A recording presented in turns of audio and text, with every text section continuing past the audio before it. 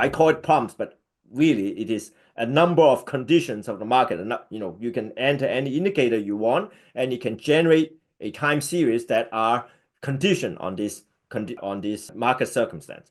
And with this simulated series, you can test your trading strategy, stress test your trading strategy. Is it going to lose money under this circumstance? Is it going to stop out? Is it going to result in a margin call? Would entering at a lower threshold be better?